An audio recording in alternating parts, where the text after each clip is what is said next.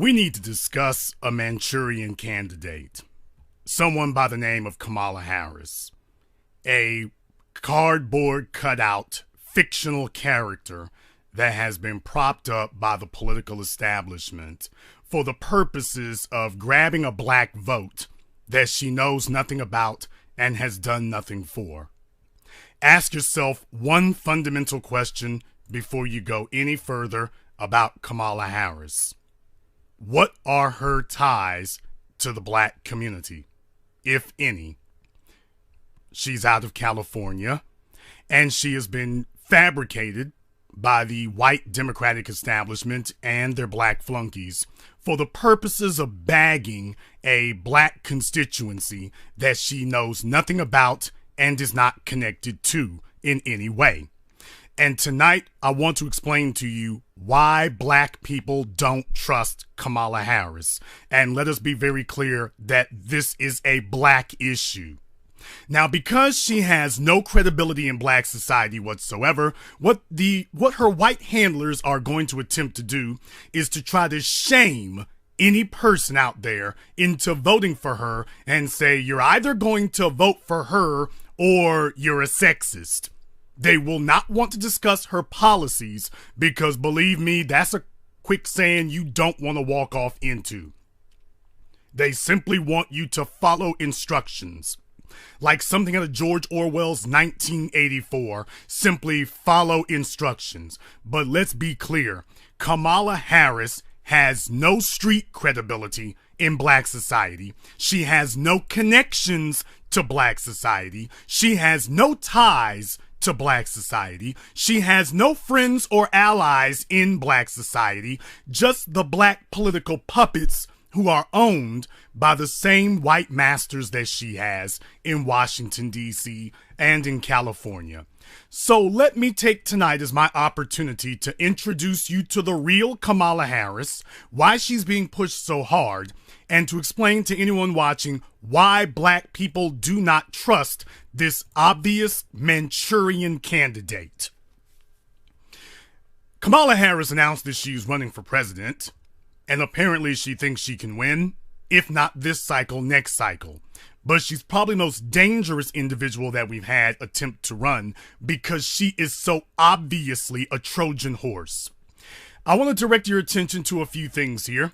If you want to have a good place where you can get a lot of information distilled in one reading, Afropunk put up a very good article that gives the rundown on Kamala Harris, explaining that Kamala Harris has been tough on black people and not crime. And I encourage you all to go and take a look at this article.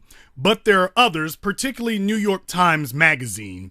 And that's one in particular that I want to deal with here tonight. In New York Times Magazine, they've done a story that really puts a new perspective for anybody who wants to try to defend Kamala Harris.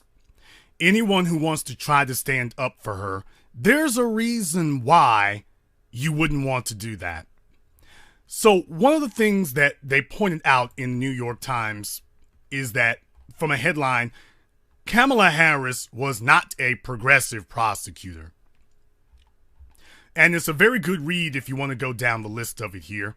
And what I'm going to do is I'm going to read parts of it here so that you can understand exactly who it is you're dealing with, who you're up against, and why it is that black people do not trust this person.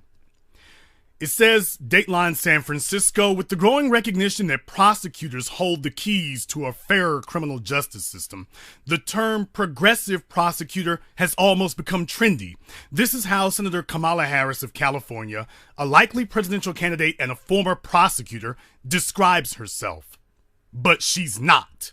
Time after time, when progressives urged her to embrace criminal justice reform as a district attorney and then the state's attorney general, Ms. Harris opposed them or stayed silent. Most troubling, Ms. Harris fought tooth and nail to uphold wrongful convictions that had been secured through official misconduct that included evidence tampering, false testimony, and the suppression of crucial information by prosecutors. So what this tells you first and foremost here is that when Kamala Harris had the option of standing by innocent people or standing by prosecutors, Kamala Harris has consistently chosen to stand by prosecutors against the people. This is me explaining this to you here. We'll get back to the article in a second. But that is what she's chosen to do time and again. And as you get more details from this article and from tonight's program, it's going to get worse and worse and worse. The story goes on to say, consider her record as San Francisco's district attorney from 2004 to 2011. Ms. Harris was criticized in 2010 for withholding information about a police laboratory technician who had been accused of intentionally sabotaging her work and stealing drugs from the lab. After a memo surfaced showing that Ms. Harris's deputies knew about the technician's wrongdoing and recent conviction, but failed to alert defense lawyers, a judge condemned Ms. Harris's indifference to the systemic violation of the defendant's constitutional rights. Let's be very clear about this for a moment, though. This is not Kamala Harris being indifferent. Kamala Harris has a very clear track record, and that track record is not indifference. Kamala Harris has a track record of hostility, oppression, and persecution of people in the criminal justice system, but specifically of black people. So she does not have a record of indifference. I wish she had a record of simple indifference. She does not have a record of indifference. She has a record of heinous prejudice, is what she has. The story goes on to say, Ms. Harris contested the ruling by arguing that the judge, whose husband was a defense attorney and had spoken publicly about the importance of disclosing evidence, had a conflict of interest. Ms. Harris lost. More than 600 cases handled by the corrupt technician were dismissed. So Kamala Harris went to court and said that the judge was in the wrong. Did not take up the fact that, by the way, this technician is out here railroading people into jail because Kamala was a part of it. And still is today. No wonder Nancy Pelosi and Chuck Schumer like her so much. She enjoys putting black people in prison as much as they do. As a matter of fact, the Republicans, this should be their candidate because her track record is of aggressively attempting to railroad black people into prison. If you thought this case was bad, it gets worse. The story goes on to say, Ms. Harris was also championed state legislation under which parents whose children were found to be habitually truant in elementary school could be prosecuted, despite concerns that it would disproportionately affect low-income people of color. Someone needs to call Baraki Sellers and let him know that Kamala Harris, if you want to defend black women, you might want to start by defending black women against Kamala Harris. Because if you do, we find that when we put these laws into place, while black people and white people might commit the same offense, the prosecutor's office will consistently only target black people. So you will have truant white kids walking the streets, and yet Kamala would like to be able to round up a whole bunch of black folk. She knew this, it was pointed out to her, and that's where she stood. And as bad as this is, it gets worse. The story goes on to say Ms. Harris was similarly regressive as the state's attorney general when a federal judge in Orange County ruled that the death penalty was unconstitutional in 2014. Ms. Harris appealed. Now, this is one thing in particular here. It is one thing to talk about truancy. That's bad enough. But this is a woman who has consistently stood for the death penalty, which, as we know in the United States, is simply ethnic cleansing that disproportionately targets black people and gives prosecutors and states the ability to murder black people. There have been dozens, if not hundreds, of wrongfully convicted black people put on death row, and some even executed. And Kamala Harris has stood by it and given it the thumbs up. Story goes on to say, in a public statement, she made the bizarre argument that the decision, quote, undermines important protections that our courts provide to defendants. The approximately 740 men and women awaiting execution in California might disagree. By the way, think about that for a moment.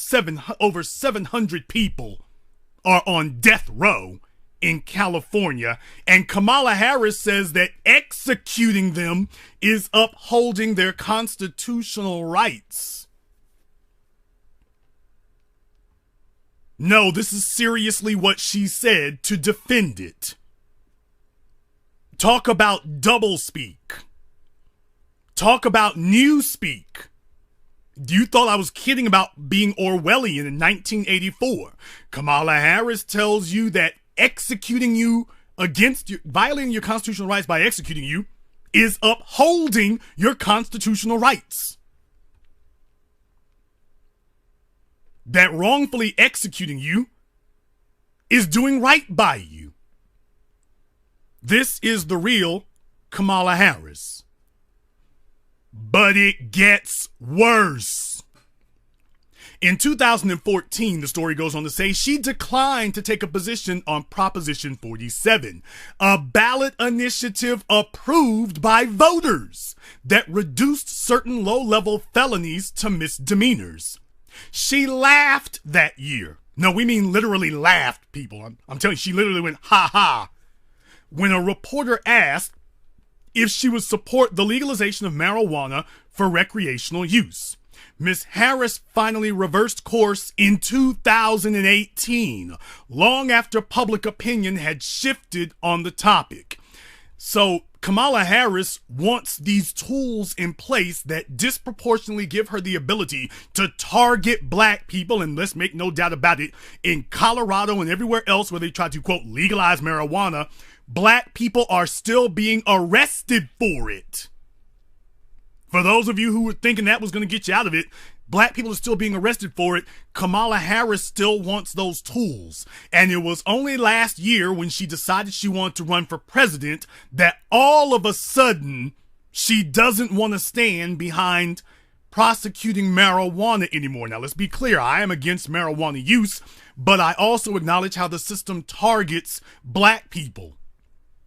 White people and black people use marijuana in equal numbers, and yet 90% of the people convicted and prosecuted are black in many places in America.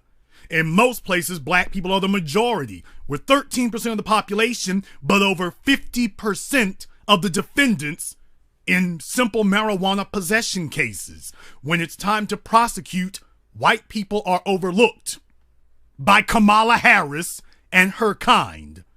But wait, it gets worse. It gets worse. No, just hang in there for a moment.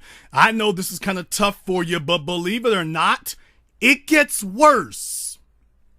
The story goes on to say, in 2015, she opposed a bill requiring her office to investigate shootings involving police officers.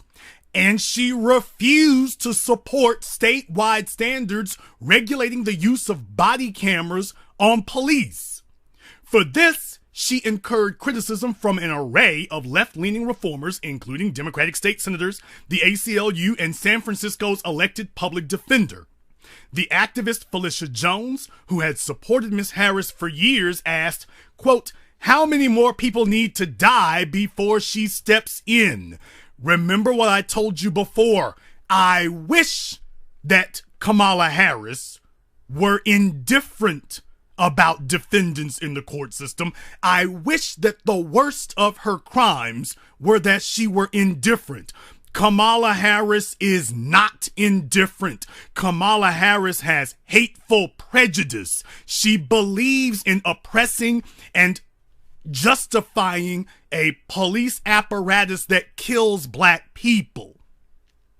What part her upbringing plays in this, I'm not sure. What part her conditioning plays in this, I'm not sure. But the bottom line is that this is a woman who has no ties to black society whatsoever, no connections, and they're attempting to fabricate some phony, outrageous ones at the last minute. In the last 6 months, and particularly the last 6 days, her campaign and the Democratic Party have been furiously attempting to fabricate and manufacture connections to black society. But I submit to you that this is Kamala Harris's connection to black society. But wait, it gets worse. Now, I want to go into some cases that she was involved in. There was the case of George Gage, an electrician with no criminal record who was charged in 1989 with sexually abusing his stepdaughter, who reported the allegations years later. The stepdaughter did. The case largely hinged on the stepdaughter's testimony, and Gage was convicted. Afterward, the judge discovered that the prosecutor had unlawfully held back potentially exculpatory evidence, including medical reports indicating that the stepdaughter had been repeatedly untruthful with law enforcement. Her mother even described her as a pathological liar who lives her lies. In 2015, when the case reached the United States Court of Appeals for the Ninth Circuit in San Francisco, Ms. Harris's prosecutors defended the conviction. They pointed out that Mr. Gage, while forced to act as his own lawyer, had not properly raised the legal issue in the lower court as the law required. The appellate judges acknowledged this impediment and sent the case to mediation, a clear signal for Ms. Harris to dismiss the case. When she refused to budge, the court upheld the conviction on that technicality. Mr. Gage is still in prison, serving a 70-year sentence. But wait. Brothers and sisters, as bad as that is, it gets even worse. I want to go back to this article again and introduce you to a man that most of you are not aware of, but after tonight you will be, and it may haunt you. This man is Kevin Cooper. Kevin Cooper is on death row. And Kamala Harris has been fighting tooth and nail to execute this man. Despite the evidence that clearly points to his being innocent. This is the real Kamala Harris. From the New York Times story, then there's Kevin Cooper, the death row inmate whose trial was infected by racism and corruption. He sought advanced DNA testing to prove his innocence, but Kamala Harris opposed it. After the New York Times expose on the case went viral, however, she reversed her position. And by the way, she has a habit of doing that. It's only after the media picks up on a case and explains that this woman is in the middle of wrongdoing, it's only after it gets publicity that all of a sudden Kamala Harris starts changing her positions, not based upon the law, not based upon the people, not based upon the polls, as you saw from Proposition 47, not based upon what is right or what is wrong. Kamala Harris sees herself as a lean, mean, black male prosecuting machine.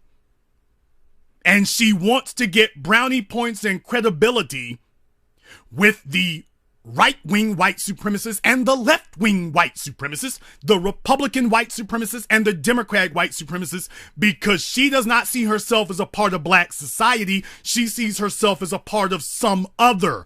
And her record in office, you can't tell anybody who wants to try to dispute what we're saying tonight, explain how we're wrong, explain how these facts are untrue.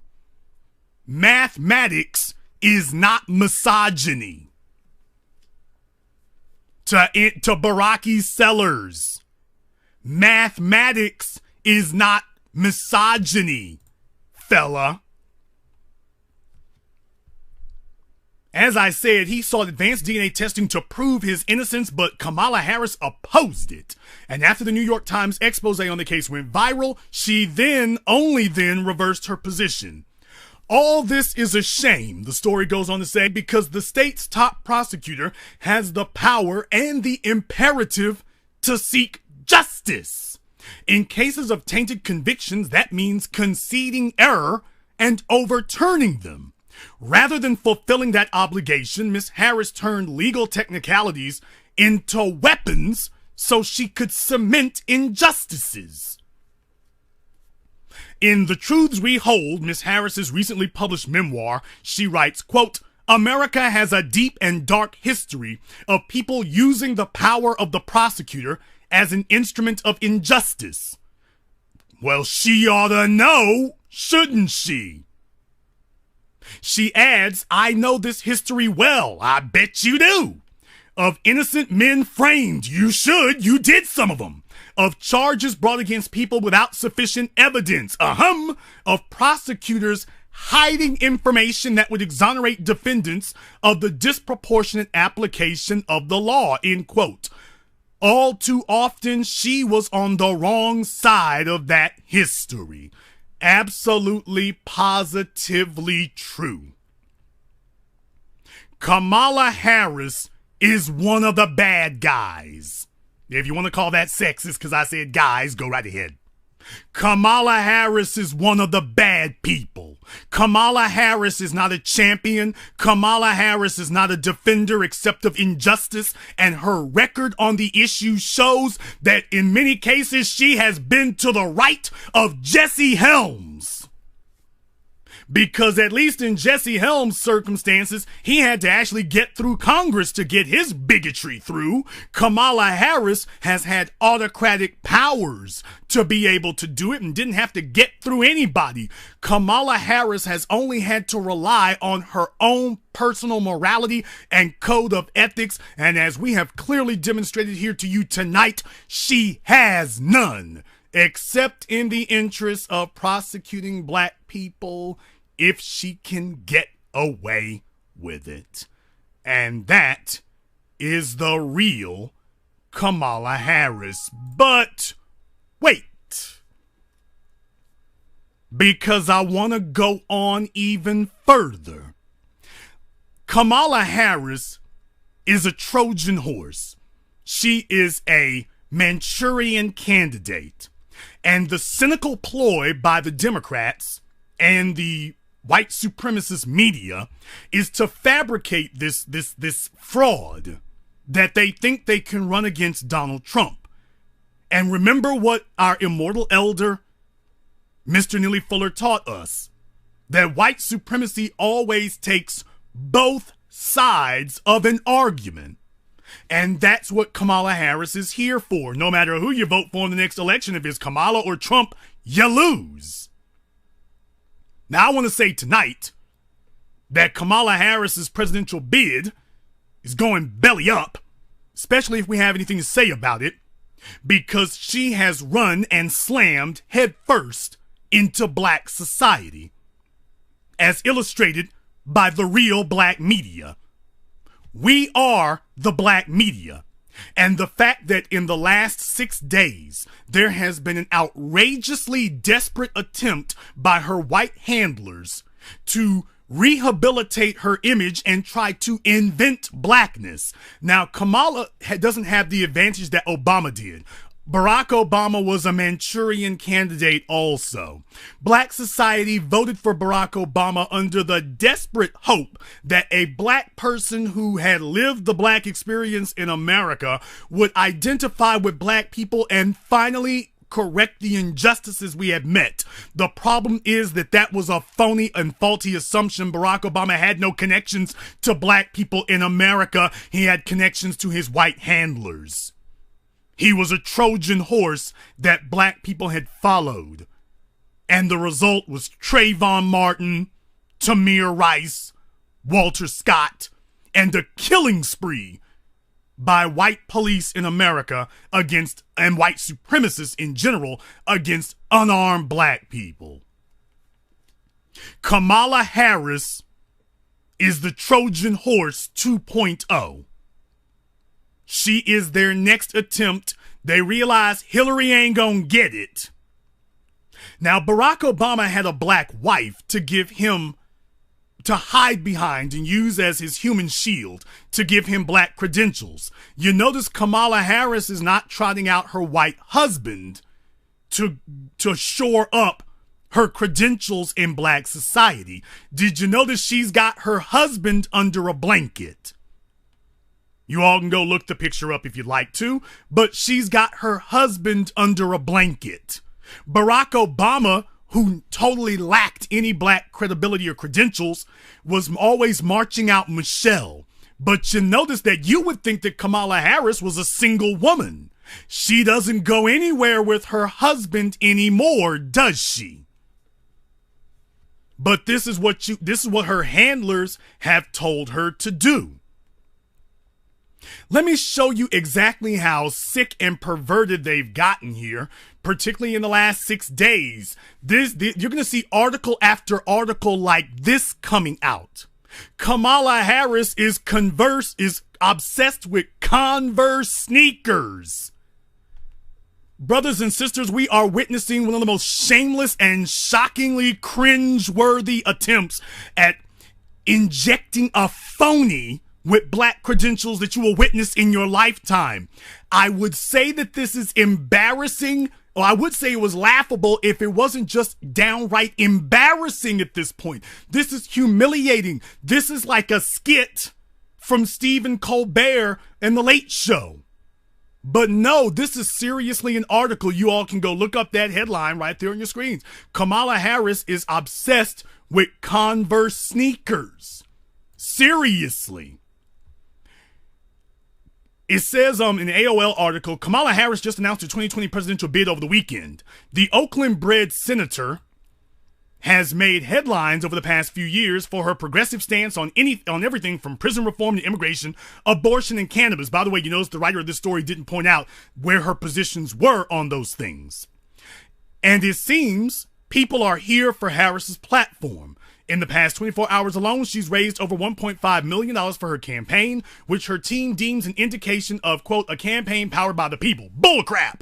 But anyway, it's a busy time for Harris, but it's about to get even busier for the 54-year-old who right now admits she's on a plane at least 6 times a week. But there's one way the politician gets through it all, and it has to do with her feet and the splendid Converse collection.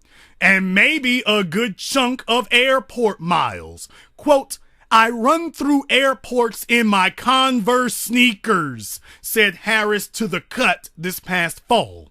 She continued, I have a whole collection of Chuck Taylors. A black leather pair, a white pair. I have the kind that don't lace, the kind that do lace, the kind I wear in the hot weather, the kind I wear in the cold weather, and the platform kind for when I'm wearing a pantsuit. That's at least 7 pairs she described. No, brothers and sisters, you can go read the article. She's seriously saying that one of her credentials to vote for her is her footwear. This is so obviously racially engineered to say, hey, I wear Negroes, shoes popular with Negroes. I guess if she had said that she wears Air Jordans, that would have been so obviously phony. I guess because she needed to throw in a pair of shoes that, quote, works with a pair of pantsuits. So she said Converse. Because apparently she couldn't find Jordans that would work, that she could use as a viable defense. This is shameless. It is shameless. It's outrageous. But wait a minute. Yes, it gets worse. No, I'm not kidding. It does get worse. Now, as you all are probably aware, or even if you're not, Kamala decided that for whatever insane reason that she came up with, that she wanted to go dancing, as it were. She wanted to have herself out here dancing. I can't say dancing because she was sitting in a chair, but okay. For those of you who haven't seen the video, this is Kamala Harris supposedly dancing.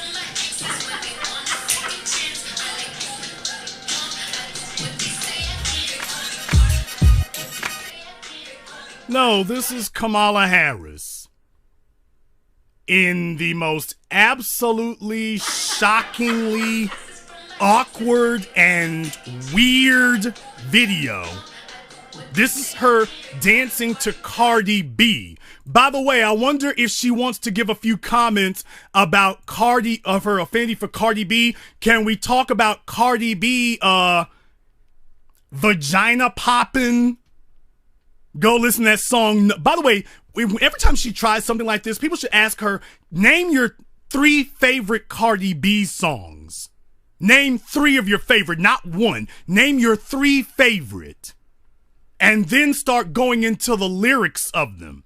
But obviously, now let's be very clear. Cardi B is a woman who doesn't identify as black. When she's been asked about it, the best answer she can give is, well, I'm Puerto Rican, so I'm sure there may be some blackness in there somewhere, but I don't know. Cardi B has never stated that she is black. Never, ever, ever. And yet, Cardi B is paid for. Now, if you all want to know that why the corporations are back Cardi B, it's because Cardi B is their insurance policy. You've got a female who will appeal or is supposed to appeal to black people, and yet she's going to claim this woman, this ambiguous woman of color status, which is Cardi B's obvious objective, to claim some woman of color status, even though Cardi B does not identify as a black person.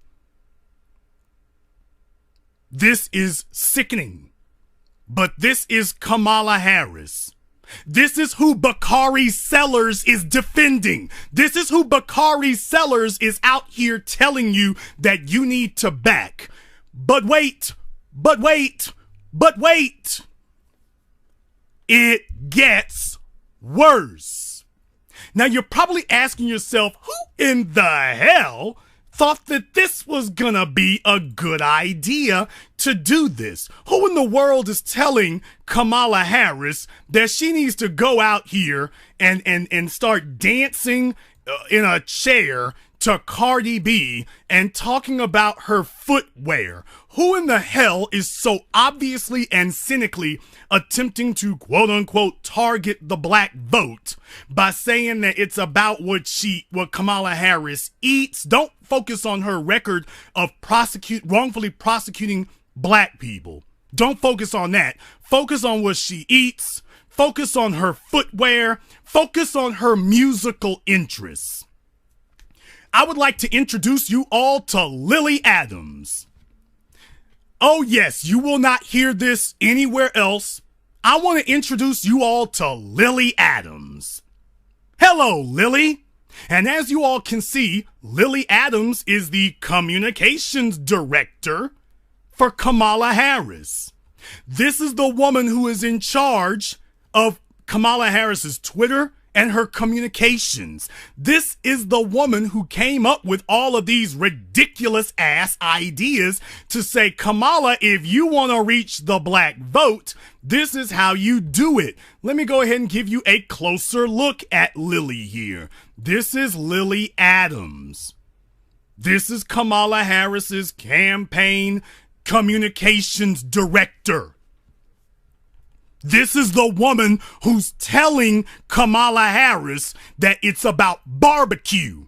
This is the woman who's telling Kamala Harris what Kamala Harris's musical interests need to be. Did Kamala Harris ever express an interest in Cardi B or rap music before this year? Can you all show that to us where she was standing up for rap music before this year? I'd like to know. If anyone can find it, Is she a longtime rap music fan, or is this some fabricated garbage that was cooked up in the last 6 days by this woman on your screen? Lily Adams, the communications director for Kamala Harris's campaign.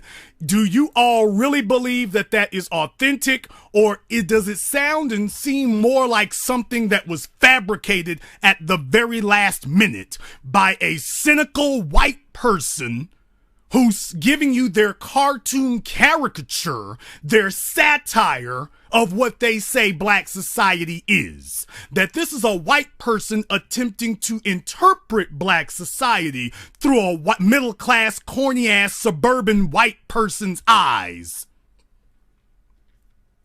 Oh no, brothers and sisters from around the world. This is the Black Channel. This is the black media. And we don't just bring receipts, we bring invoices. We don't just tell you what you paid, we tell you what you owe. And you owe us a lot of explaining about this. So I would like to say good evening to you, Lily Adams. And I have to tell you that this has got to be the weirdest, wackiest, most mayonnaise-saturated, out of touch, and downright insulting attempt at courting the black vote.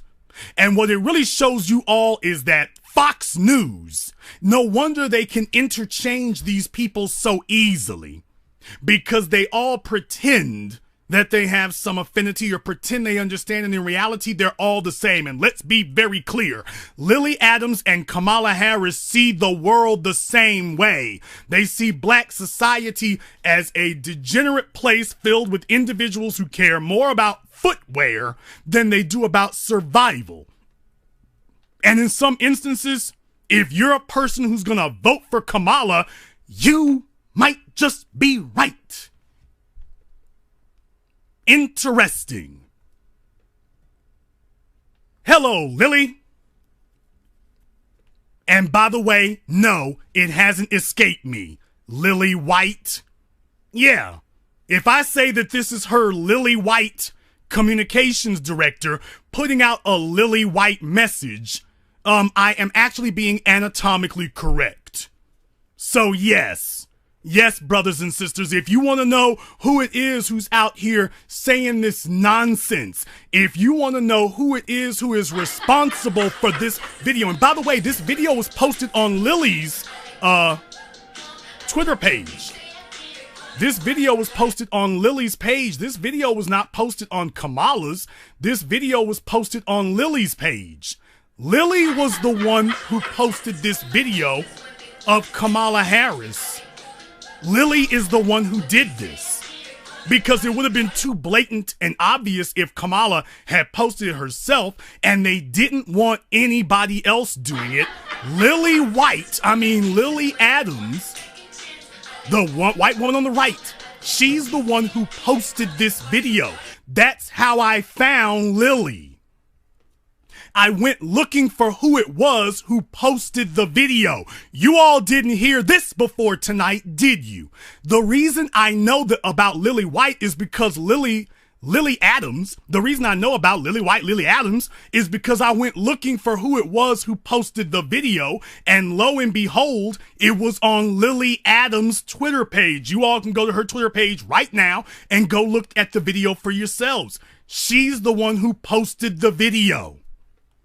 That's how I found you, Lily. And that's how the world found the video.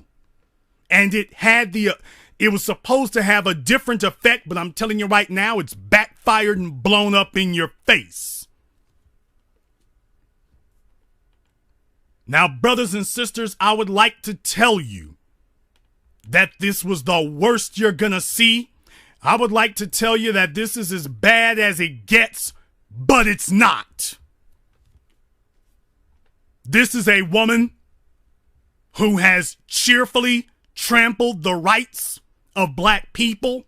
This is a woman who has used her office to deliberately target, persecute, and wrongfully prosecute black people, and laughed all the while.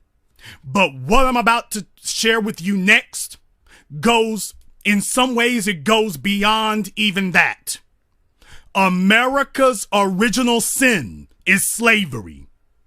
It is one thing to say you are a white supremacist, but when you take physical action, you are solidifying your white supremacist bona fides and credentials.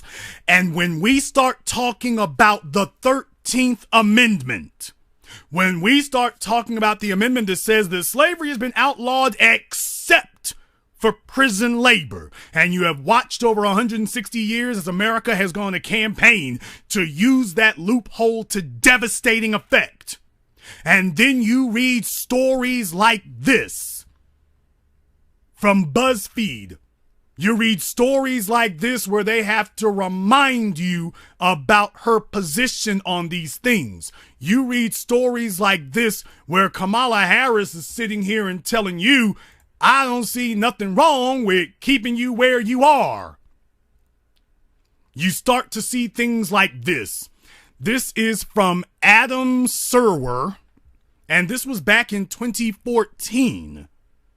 California Attorney General, quote, shocked to learn her office wanted to keep eligible parolees in jail to work. Now, I'm going to read to you some of this. I don't want to read all of it. But it says, lawyers for California Attorney General Kamala Harris argued in court this fall against the release of eligible non-violent prisoners from California's overcrowded prisons because the state wanted to keep them as a labor force. Now, you're all probably familiar with the story of Caddo Parish Sheriff Steve Prater. I'm from Caddo Parish, and Steve Prater was the police chief of the Shreveport Police Department, Shreveport, the last capital of the Confederacy. And then he was elected to Caddo Parish Sheriff, where he served as sheriff now for over a decade. And you'll all remember that the white media, that includes Shaun King, was apoplectic when Steve Prater stated that he didn't want the state of Louisiana giving early parole and releasing a bunch of prisoners, a bunch of state prisoners, because his Caddo Parish's sheriff's department needed them as workers. He held a press conference. He held a press conference where he said, you know, who's going to wash the cars? Who's going to clean the prison? Now, for those of you who don't know, because I lived there, so I know, in Caddo Parish, Steve Prater has said that one of his campaign platform to run for sheriff was that he wanted to run the first zero net cost jail in the state of Louisiana. He wanted to run the first jail that operated at a zero net cost. Well, as you all know, there's really no way that anything can run at a zero net cost unless you have slave labor. I mean, you have wages that you need, right? How are you going to get around that wages issue? The only way you get around the wages issue is if you remove anything other than the deputies at the prison and have the prisoners pressed into indentured servitude. The prisoners ran the body shop. The prisoners ran the paint shop. The prisoners put the decals on the sheriff's cars. Oh, the irony. The prisoners cleaned the prison. They did repairs on it. Like a Chinese labor camp, the prisoners had to upkeep the prison and then do other things outside of that. Now, the most notorious prison in America is Angola. The most notorious prison in America. And yes, its namesake is worth looking into for Angola. It's named that for a reason for Africans, yes. But Angola is the most notorious prison, and Angola is really nothing more than a glorified prison farm, which is what Angola was started as and operates as to this very day. And you thought that this type of pathology was isolated to the South. You thought if you lived in California that you were elevated beyond that, and more so, you thought that a person of color, even if they were mixed, would certainly never reinforce the practices of the 13th Amendment's prison loophole. Well, guess what? I would like to introduce all of you to Kamala Harris, defender and proponent of the 13th Amendment prison loophole. The story from BuzzFeed goes on to say Harris, a rising star in the Democratic Party. And by the way, this story was written back in 2014. So they were already grooming her then and making it clear to the media, wink, wink, this is one of the people that we're looking at. We'll take a look at why they feel so safe about her, because she believes in prosecuting and persecuting black people as much as they do. They go on to say, quote, I will be very candid with you because I saw that article this morning and I was shocked. And I'm looking into it to see if the way it was characterized in the paper is actually how it occurred, Harris told BuzzFeed News in an interview Monday. I was very troubled by what I read. I just need to find out, what did we actually say in court? Brothers and sisters, this is The Video Doesn't Show You Everything. Remember the murder of Walter Scott? This is The Video Doesn't Show You Everything. This is I need more information. This is I gotta see more evidence. This is who Baraki Sellers wants to have over black society. Baraki Sellers, The Root, Ebony, News One. This is the woman that they want to have the keys of life and death over black society. This is her. Right here. This is what she says and how she talks. It should make you question Baraki Sellers. Actually, it shouldn't. He's a sellout and a coon. It should make you question The Root and Ebony. Actually, if you have any questions about The Root and Ebony, at this point, you clearly haven't been paying attention to them or their white masters. But I digress. No, actually, I don't digress. Now, listen to this. The Supreme Court found California's prisons were so overcrowded in 2011 that the conditions violated the Constitution's prohibition on cruel and unusual punishment. This is California we're talking about. Not New Orleans, Louisiana, not Biloxi, Mississippi, not Birmingham, Alabama. This is California. In the words of Mac Dre, beaches and bridges. This is California telling you, this is the Supreme Court telling you that the overcrowding conditions in California, not Louisiana, not Arkansas, not Tennessee, not some Confederate slave state, California's overcrowding conditions are so egregious that they violate the Constitution's prohibition against cruel and unusual punishment. But listen to what happens next. Since then, California has been under federal court supervision as it seeks to comply with the order that the state reduce its prison population. So what this tells you is that Kamala Harris and Governor Jerry Brown, if you had any questions about him, this is what they were doing. That they refused to do it on their own, and the federal government had to come in and say, we're going to force you to do it. Because Kamala Harris and Jerry Brown refused. They flatly refused. So now the federal government has had to come in and force them to do it. But this is the woman that Baraki Sellers says you all need to vote for. Baraki Sellers is looking like a hell of a traitor against black society, isn't he? And yes, I can quote Mac Dre because my black credentials are platinum plated. I can quote Mac Dre. I can do that. My credentials are platinum plated. If I bring somebody up, I don't do no corny ass mayonnaise dance in a seat. If I bring them up, it's cause I'm on it. So yeah, I can quote Mac Dre. Rest in peace. It goes on to say, since then, California has been under federal court supervision as it seeks to comply with the order that the state reduces prison population. Wow, that had to be hurtful for them. That you have to reduce the population. They didn't just say reduce overcrowding. They said reduce the prison population. In February, remember this is back in 2014, the state had agreed to reduce its population by releasing nonviolent prisoners with only 2 felonies who had served half their sentences. Last week, the Los Angeles Times reported that attorneys in Harris's office had unsuccessfully argued in court that the state could not release the prisoners it had agreed to release because, quote, if forced to release these inmates early, prisons would lose an important labor pool.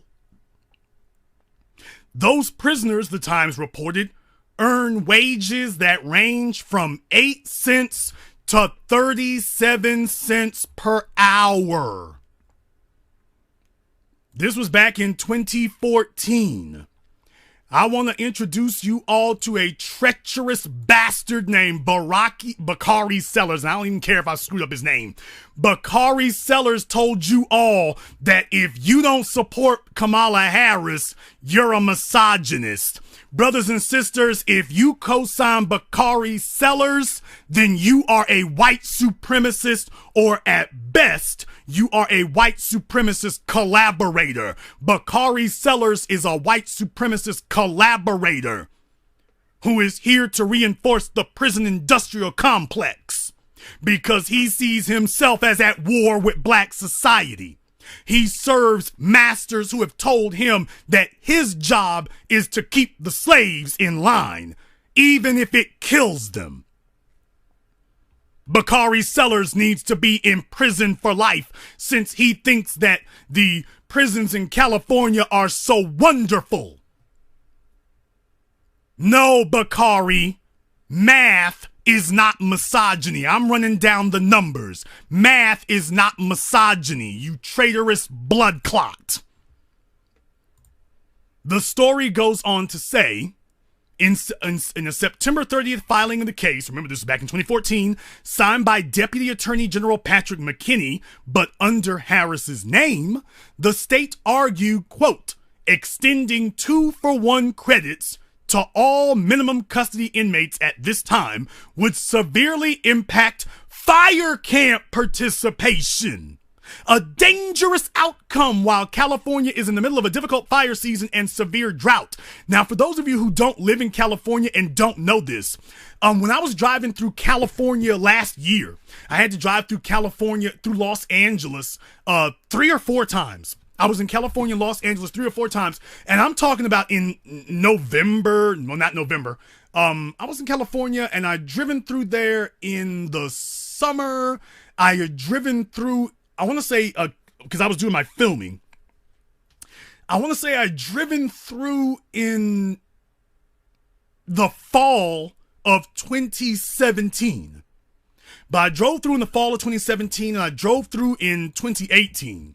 And going down the freeway, I was going down Interstate 10, and you had the smoke. The smoke had come down from the mountains of the wildfires. It was coming across Interstate 10. It was billowing across Interstate 10 from miles away. It was hazy. Going down the freeway, it was hazy. You could smell the smoke. It was hazy from miles away. Now, here's the thing you gotta understand. When you hear wildfires in California, give me a moment here, for those of you who live in California, give me a moment to explain to the people who don't live in California, specifically Los Angeles. When you go out there, because Louisiana is a place where you don't have mountains, but once you start heading out west, when you get past Texas, you start seeing mountains again, and then you really start seeing them when you get to Colorado, Nevada, and then out there in California, there's mountains everywhere. The rich folk live in the mountains. The rich folk live on the mountains. You can go to YouTube. Here I go with my rap credentials again. Go look up, Nipsey Hussle question number 1. Nipsey Hussle's got a video called question number 1, and it's got an intro for his Marathon clothing line, and you see him walk out to this balcony. That is what the mountains in California look like, where the Hollywood sign is. If you go up the Hollywood sign Drive out there in California, is houses all over the place up there. Tourists walking everywhere. They got motorcycle cops to keep people from driving up the wrong streets because they're private streets up there. There's only one winding road that goes around the Hollywood sign. They want to keep people out in front of folks' houses because the houses are all over the mountains. The rich folk live in the mountains. The well-off people live in the wildfire territory. Joe Rogan and your Hollywood actresses and your Hollywood actors. Those are the people. Anybody who's been to the Hollywood sign, any of you who've been there, you know what I'm talking about. There's the side that where the observatory is, but the side where the sign is, that's all people. San Fernando Valley, heading out to San Bernardino. Those are all mountains with rich white folk living on them. And your celebrities and your movie stars. I ain't telling you what I think. I'm telling you what I know. I'm telling you what I've seen. I'm telling you what I photographed. I'm telling you what I've lived, and the folk in California know. The rich folk live on the damn mountains. Yes, up there in the Bay, too. I'm sticking down there in Los Angeles, but you're right, up there in the Bay, too. When you all, for those of you who live in the rest of America, when you hear about, quote, the wildfires in California, the reason that they have firefighters going out there into those areas isn't because they're an abandoned wasteland. If you were in Louisiana or Arkansas and they had a, quote, wildfire, the firefighters would be miles away simply to contain the fire because it would only be burning uninhabited areas. In California, the reason why they sit up here and furiously fight wildfires every year is because those areas are inhabited. But what the media doesn't want to show you is when all the big, huge mansions and houses out there in that area. And those white folks said to the government, I'll be damned if you're going to let my $3 million, $5 million, $10 million mansion burn down, damn it. You get some people up here. You get some firefighters up here. Hey, those damn prison inmates. Didn't we create this in prison industrial complex and get these niggas locked up for petty drug crimes so they can come and be our indentured servants? Get them out of them damn prisons and bring them up here. Mona Lachey is an alumni of the Black Channel. She was on the fire brigade out there. She can tell you what it was like. Now, what they tell you now, I want to say it's for every day that you serve on the fire brigade, they will take a day or two off your sentence. Don't quote me specifically on that, but I want to say at this time, for every day that you go out there and serve on the fire brigade, they take a day off your sentence. But brothers and sisters, what I just articulated to you is that they have a vested interest in making sure that there are bodies in the prison whether you have committed a crime or not. They need people to go into the mountains and go fight these fires, and they don't want to pay for them. And that's the reason that California's prisons are bursting at the seams. That's the reason that they want illegals in the country in mass. Because the folks who live in those mountains don't give a damn who it is who's fighting the fires so long as there's someone to save their $20 million mansion. I want to say, was it Gerard Butler, the Hollywood actor? One of his houses got burned to the ground out there. He's not the only one. There's a bunch of others. This is what they're playing. This is Kamala Harris. Kamala Harris is the mulatto slave master. You think if you're black, if you get a appeal to someone who's carrying some black ancestry somewhere, that they'll identify with you. The white overseer said, get to work, nigga. And you crawled up to Kamala Harris and said, sister, you're one of the overseers. Is there something you can do? She said, you heard the man. Get back to work, nigga. That's Kamala Harris. You heard the man. Get back to work. This is the real Kamala Harris. This is her record. And tell Bakari sellers or anybody else trying to promote her, explain away how it is that she was defending keeping people in prison so they could fight fires to save rich people's houses. And let me repeat again what her office said in the courts. Quote, extending 2-for-1 credits, I believe that's 2 days for every 1 day served, to all minimum custody inmates at this time would severely impact fire camp participation. A dangerous outcome while California is in the middle of a difficult fire season and severe drought. And as you all know, they got it going on right now. Killer Mike was on Joe Rogan a couple of days ago. Yeah, the irony. We gotta talk about Mike. But Killer Mike was on Joe Rogan a couple of days ago talking about the fact they're doing this today. They're doing this right now, today as we're talking. They're doing it right now with the fire brigade, fire camp thing. They're doing it right now.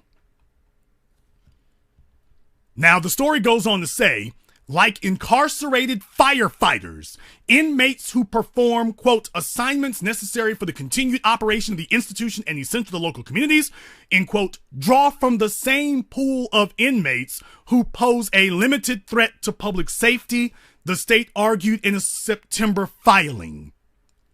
Therefore, reducing the population would require the prisons to draw more incarcerated workers away from its firefighting crews.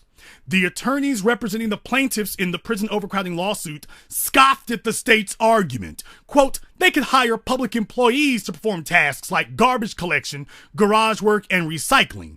If they deplete the fire crews in order to staff their garage crews, that would be their own choice, they said in their filing. The federal judges supervising the case didn't find the state's argument persuasive either. Quote, the record contains no evidence that defendants cannot implement the required parole process by that date. 11 months after they agreed to do so promptly, the judges wrote. This is Kamala Harris, is what I'm telling you. This is her. Kamala Harris is not a person. Kamala Harris is a white supremacist agenda in drag. Kamala Harris is a Manchurian candidate. Kamala Harris is a movie script. There were some white politicians who sat down and said, these are the check boxes that we think will win an election against Trump. The exact same thing they did with Barack Obama. You can go and watch PBS Frontlines, the candidates special from 2008, when they sat there and talked about Barack Obama, and Tom Daschle sat there on camera and said that they chose Barack Obama and that he specifically, Tom Daschle, goes on PBS Frontline. They ain't making no bones about it. Power doesn't have to lie to you. Power can tell you the truth. Tom Daschle said that he chose Barack Obama as the Democrats' candidate for 2008 because the Republicans had swift-voted John Kerry in 2004 because John Kerry's track record was too long, and that Daschle calculated that getting a candidate who did not have a long track record was the way to go. Somebody who was articulate, could get the black vote, was a dynamic speaker, was the way to go. And let's understand something. When Barack Obama was running for president in 2008, he said all of the right things. He took all of the right positions. Let's be very clear about that. When it came to the prison industrial complex, he was against it. When it came to the Iraq war, remember, he was one of the only people who had voted against it, which is what got him into office. When it came to police brutality, he was against it. When he was running for office, he acknowledged racism. He was all about that life when he was running for office. Soon as he got in office, he went backstage with Tom Daschle and the establishment and said, all right, boss, let's get things wrapped up. We pulled it over on them, boss. We got away with it, boss. That was Barack Obama in 2008. I would like to introduce you all to Barack Obama 2.0, and her name is Kamala Harris. She is, quote, black, and yet has no black credentials. She has no black connections. She has no black ties. She doesn't have any black people who talk about when they grew up with her. She doesn't have any black people who talk about her as their childhood friend. And you cannot find not a single one. Bakari Sellers, you lecherous toad, are you listening, you lying ass? But are you listening to me? You can't find a single time that she has addressed black society before the last 6 days. And by the way, she still hasn't done it. She has still not addressed black society directly. She's addressed LGBT by name. She's addressed women by name. She's addressed white working mothers. She will not address black people by name. So whose side is this double agent really on? Now, there are other people out there. There are other people who should know better. There are other folk out there today who you were part of the old black media. And you are desperately attempting to rewrite history because now you found yourself on the outs. And now you're trying to get back out here with the field Negroes. You see, you don't have a place in the house anymore, so now you're trying to get back out here with the field Negroes. And that's where you are today. So there are some of you trying to rewrite history, and now that you're no longer in a position of strength, you're trying to figure out a way to get that back. Oh, brothers and sisters, yes, I'm going there. One of the defunct old black media figures has been trying to threaten Kamala Harris's campaign because he knows he doesn't have a job waiting for him. He knows he doesn't have a job waiting for him, so he's been trying to threaten Kamala Harris's campaign. Right. Oh, yes, don't you all worry. Don't worry, I'm gonna get to it. I know the video that you want to see. Don't worry, I'm gonna get to it. Hang tight. Just be patient. I know you're hungry. And you're gonna get fed. But the old black media, those that know that they no longer have a seat at the table, are trying to use what little leverage they have to threaten their way back into the camp. And I want you to listen to this video. This was put up by Roland Martin 3 days ago. And listen to what Roland had to say about Kamala Harris's campaign and about the candidate herself. Have seen President Obama. But first of all, he didn't go to Howard. So right. And so I mean, obviously that's different. Right. Obviously that's different. But again, Teresa, I think I'm telling you. All I'm saying is Senator Harris. Yep.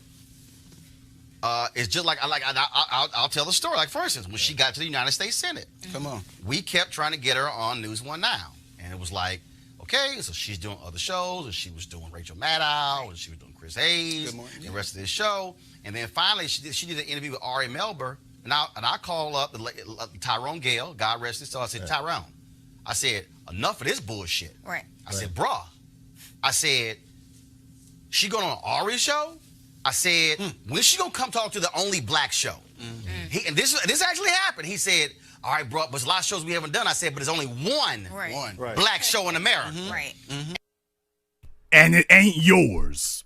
It wasn't yours on TV One, and it ain't yours today. But okay, Roland. Delusions of grandeur. By the way, did you all see how Roland got raw? Did you all see the language Roland used? Would he have talked like that in front of Hillary Clinton? That's another thing about you cowardly ass Negroes in the media and elsewhere. Y'all get real buck with other black folk. Eric Holder, y'all get real buck. Bakari Sellers, you coward, who if you ever met a real man who got up in your face, nose to nose, you would probably soil your thong. But I digress. These Negroes get real buck when they want to talk about other black folk, and black in quotations. Don't you all realize how they get real buck? But when it comes to addressing white folk, is yes sir, no ma'am. They don't try to make them look bad at all. That's right, Terry Crews. They get real buck. Well, the black folk. They get real buck. They get real outspoken. They want to get real buck. But when it's time to stand up to massa, all of a sudden ain't no buckness. All of a sudden you buck broken. All of a sudden you ain't got nothing to offer. All right. Interesting how that works, huh? Interesting how that works.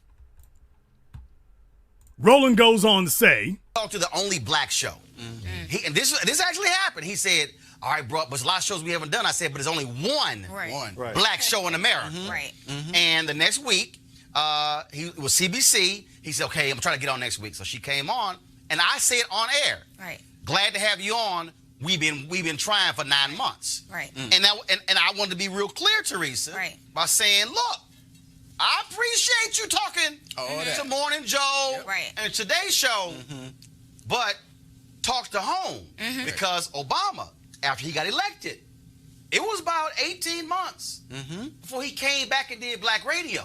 Tom Joyner.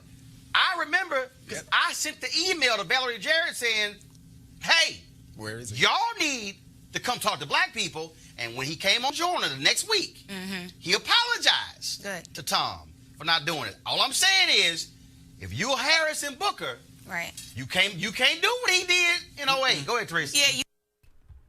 Well, damn me well. So Roland Martin has the email of Donna Brazile. Roland Martin had the email of Valerie Jarrett. Roland Martin had direct connections to Barack Obama. Is it any wonder why he never criticized Obama?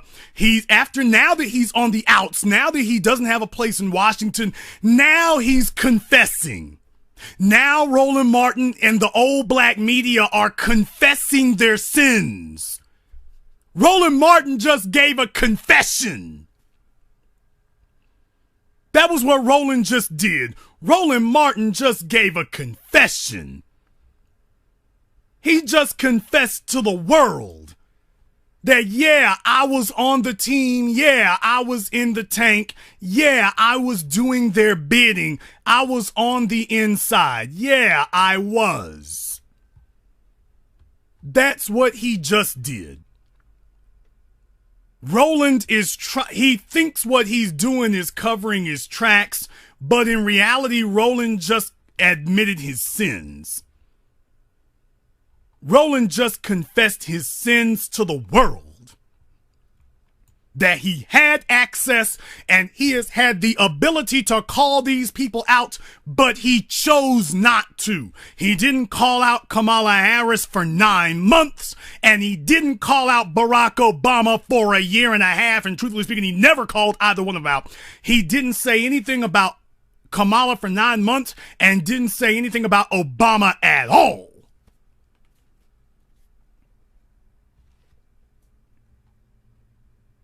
This is the real Kamala Harris. This is why the old black media is dead.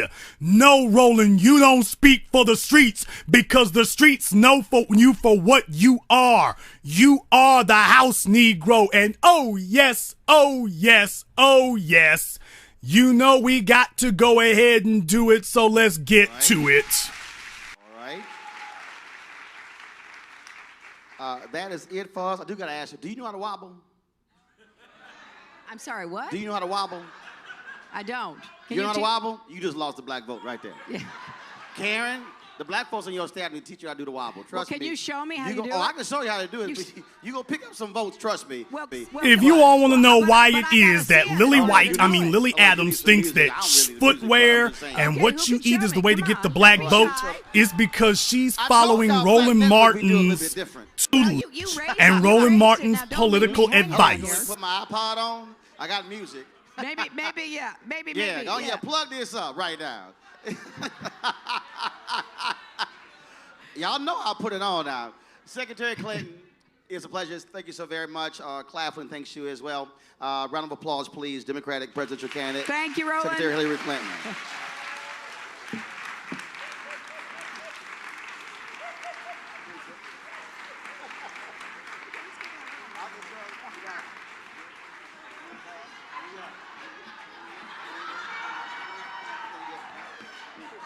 That's how I told y'all need the music. Don't let the ascot fool you. The ascot doesn't fool us. The suit doesn't fool us. Your position doesn't fool us. Your job doesn't fool us. And today in 2019, Roland Martin, your words and your attempting to cover your damn tracks don't fool us. You don't speak for the streets. And you're trying to figure out a way now to get back in, so you think you're going to try to play good cop, bad cop. You used to be good cop, now you think you're going to play bad cop. Hell no, you ain't going to sit up here and try to... You don't know what this is? This is that house Negro who tried to take the nice suit that the nice hand-me-down suit Massa gave him. And so he's in the back room trying to pour some lye on it. L-Y-E, not L-I-E. He does the lying later. He's trying to pour some lye soap on it, and he's trying to bury it underground and let it get dirtied up some. And he's trying to leave it out so it starts looking bad and starts looking frayed. And he's going to get himself a thistle hat and see if he can sneak his way back out into the field because revolution is in the air. And he realizes he's lost his in with Massa and revolution is in the air. So now Roland Martin, like Wile E. Coyote, trying to wear a sheepskin to get past the sheepdog, is sitting up here trying to sneak his way back out into black society. But let's just be very clear. You'll notice a disturbing trend between Kamala Harris dancing. And this is what they present to us. You know, it's a disturbing trend. These people get out here dancing. Kamala Harris dancing. Barack Obama on Ellen dancing. Roland Martin with Hillary Clinton dancing. And then you sit here and you ask yourselves, well, how in the hell is it that somebody like a Lily Adams can think to herself that something so obviously, cynically racist could possibly work? And what I'm telling you is the reason why she believes it can work is because these are the people in black society who told her, who showed her that it could work. Roland Martin is the spiritual advisor that set the template. They're following the playbook that this guy and the others set up. After all, even though right now it's blowing up and backfiring in their faces, they got nothing to lose. They've got nothing to lose. Yeah, Cory Booker's another one. They got nothing to lose by imitating the playbook that Roland gave. They got nothing to lose. I mean, it might not work. It may work. It might not work. You got nothing to lose. So, of course, and yes, I do want to make sure we keep our eye on the ball. Hello, Lily Adams. For those of you who have forgotten who she is, Lily Adams, the communications director for Kamala Harris. Lily Adams, the person who told Kamala Harris, to do this dance routine, that you need to get some hip-hop credentials, because let me tell you what the problem is. In case any of you were wondering and any of you were questioning it, so-called hip-hop culture and black culture is about shoes and what her musical tastes are. They've let her know, baby, you dying with the black vote. Black folk don't connect to you. That's what they're telling her. The polls that the Democrats have run, their internal polls and their internal focus polls and testing groups are telling them that Kamala Harris has a black problem. And they are desperate at this point because they thought that she was going to be the candidate of suburban middle-class white moms, and that ain't going to fly. So they're telling Kamala, black folk don't fool with you. We need to do something to get you some black credentials. So they walk out here telling you she wears Converse. Yes, there's the article. Go Google it for yourselves. In the last 6 days, they're trying to flood the space with articles about her footwear and what she eats and music, because they're letting you know they are in full-blown panic mode over there. Bakari Sellers is in full-blown panic mode. He wants a new job. He's ran for office the last time I think got his ass beat. He's looking for a new job. He wants to get elevated and he can't get elevated. So all these folk are looking for a new job and they're hoping that she's the horse that will help them to get somewhere. So they're trying to fabricate these phony connections to black society, these phony superficial connections. Let's talk about your work, Kamala. Let's talk about where you have addressed black people's issues, Kamala. Let's talk about where you have even been seen in the company of a bunch of black folk. I don't care about your damn sorority. What have you done for your sorority, Kamala? I went to Howard University. Brothers and sisters, when was the last time that Kamala Harris set foot at Howard University? Is this damn thing on? If you think you're going to hide behind Howard University, will someone please tell me the last time that Kamala Harris touched feet in Howard University?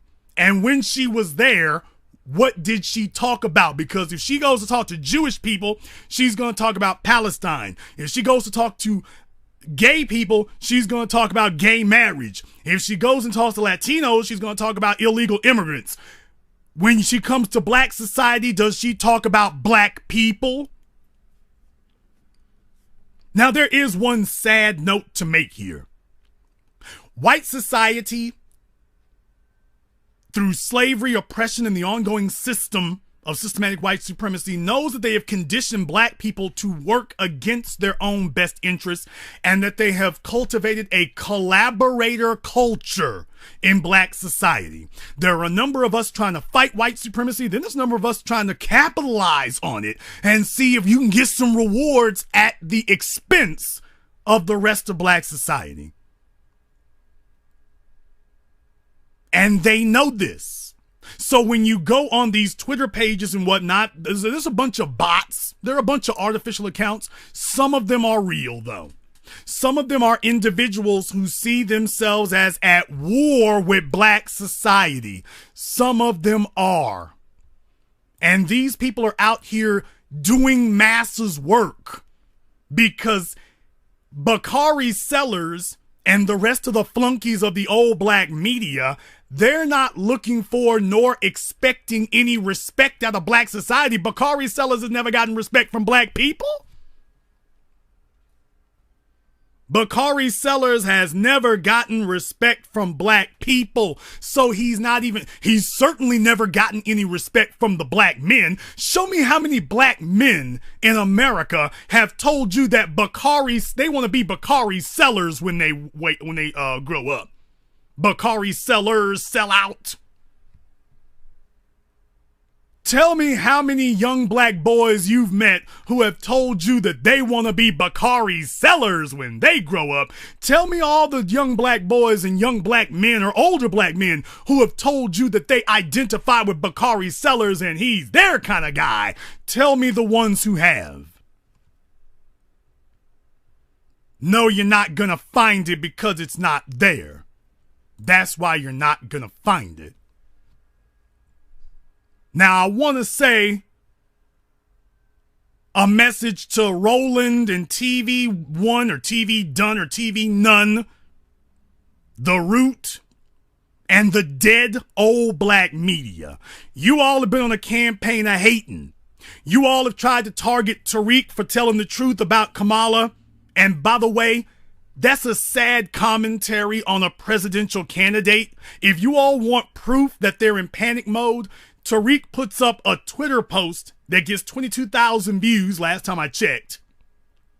And that is enough to get Howard Dean to sit up here and say, shut the F up.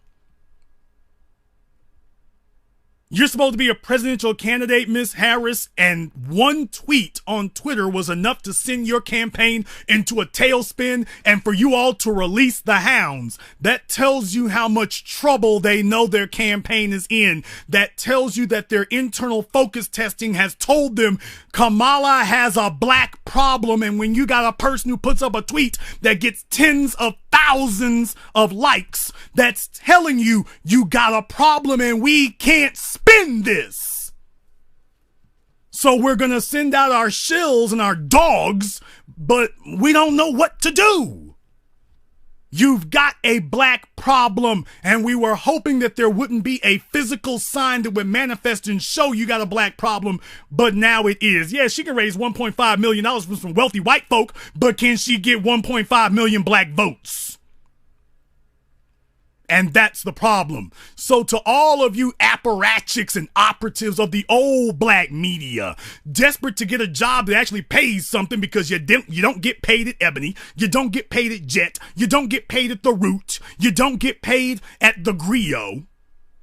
So you're hoping that Kamala will see you and make you her next communications director. Yeah, good luck on that one. The position's already filled by somebody who actually pays Kamala's bills. So, too bad. You'll be chasing that windmill like Don Quixote. But to the old black media, you guys, up until now, you got to understand the game done changed. The street speaks for us. That's why Governor Howard Dean isn't swinging down, he's swinging up. Governor Howard Dean ain't swinging down, he's swinging up. Roland Martin's not swinging down, he's swinging up. They know who speaks for the field, Negroes. They know who speaks for the streets, and they know it's not them. You cannot corporatize and buy your way into street cred. You got to put in the work and represent the streets day in and day out. You can't be some white political party's puppet and then think you're going to pop up and say, hey, I'm here to represent you black folks. And then it's going to fly. You might have got away with that in 2008. Kamala Harris is now going to suffer for the sins of Barack Obama and for her cynical masters trying to pull that trick again. So you guys in the old black media who are now acknowledging us because you know that you're dead and gone, understand something. You can't hate us away. You can't shout us away. You can't lie us away. You can't smear us away. You're not gonna be able to lie and cheat and steal and get rid of us. It ain't gonna work. Never worked before, and it's not gonna work now, and it's only going to get worse for you.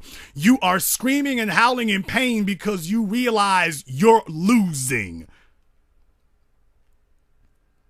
The only contact Kamala Harris has had with the black community is in order to bury us.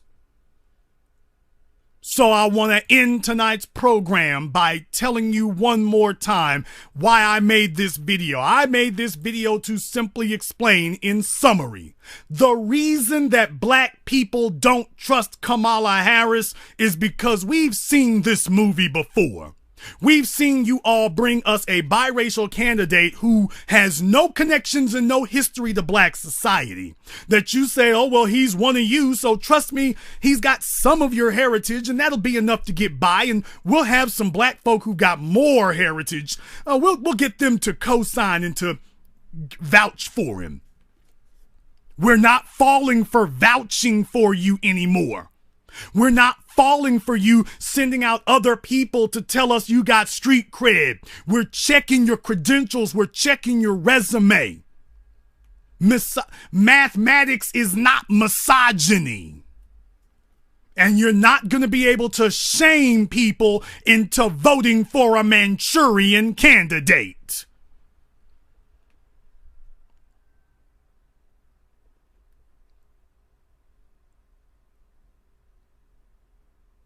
And this concludes tonight's broadcast of the BlackChannel.net radio program. I am your host, your brother, your fellow soldier, and your humble servant. Street credibility fully intact. Mr. Jason Black, and until next time, my brothers and my sisters from around the world, remember, black is the future, and the future is street credibility.